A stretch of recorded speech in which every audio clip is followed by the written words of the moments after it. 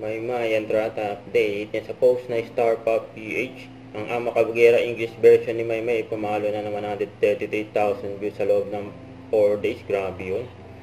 Yan sa post ni Roxy. And napunta si Maymay dyan sa fashion show. Yan, Maison, Yoshiki. Dyan sa Paris. Yan, lahat yata na fashion show pinuntahan ni Maymay. Sa IG story ni Maymay. Yan yung Eiffel Tower. Nasa likod ni Maymay. Saka sabi dito sa caption, hope to see you next year again. And nangimiss si Maymay. Gusto ulit makita. At interview kay Maymay. Front row. Eh, magkulitan si kay Maymay. I'm ready since earlier. Gulit ni Maymay eh. Yan yun. Front row live in.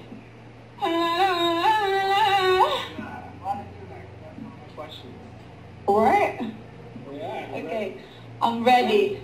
Ready na si Maymay. You did have the best one. Ay, complete kay Maymay. You pause and then you do the little poses. It's just better than Showing the dress. Yeah. Congrats, man. Congrats. I love it. First designer po na lalakad ko po today ay Mr. Fanboy. Ito ay Maymay. Pinay ba siya, May? Vietnamese po siya. Oh, wow, bongga. International. Oh, hindi ako international po. Global star ka na talaga. Grabe. No po. That's why I would like to thank Panoy for inviting me. It's really such a big honor for me to be here in your fashion show. And I am very excited to do the runway on your show later. May, napansin ko lang ha, ang galing-galing mo maglakad. Ala, Grabe.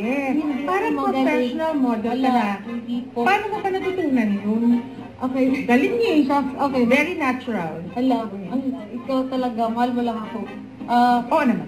Ano po, siguro po, sabi ko na natuto akong maglakad talaga. Kasi nung college ako, nagsali po ako ng top model. Wow! Hindi, ayaw ko sana. Pero kasi nung narinig ko po na may libreng pagkain for every rehearsal.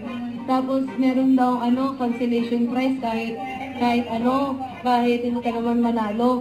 So para sa akin, dahil pinili nila akong magsali doon. So kahit talo ako, panalo pa rin kasi may consolation prize, tapos may pagkain po every rehearsal. So okay lang sa akin kahit wala ko experience kasi halos lahat po ng mga nakasama ko doon, may mga designers sila, may mga stylist sila. Ako lang yung wala, din zero. Ako lang yung walang magturo sa maglakad. So ang ginawa ko po, nag-YouTube lang ako. Tapos doon ako natuto maglakad dun sa mga YouTube po. Tapos doon na-realize ko pala ngayon na okay din pala na matuto ka muna sa sarili mo para makuha mo yung... Huwag kalimutan mag-subscribe, click ang notification bell para update. Ito po ang Richard Reaction Vlog. Bye guys, thank you for watching.